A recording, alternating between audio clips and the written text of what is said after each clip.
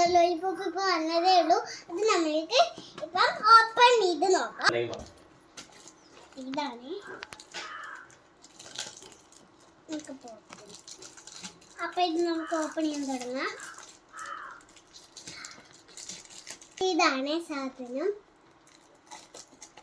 ആമസോണില് 399 രൂപയാണ്. അപ്പൊ നമുക്ക് ഇത് ഓപ്പൺ ചെയ്യാൻ നോക്കാം.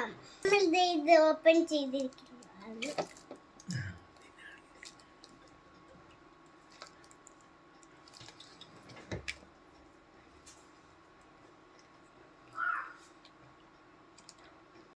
ഇതാണ് ഫിംഗർ ലോലിപോപ്പ്.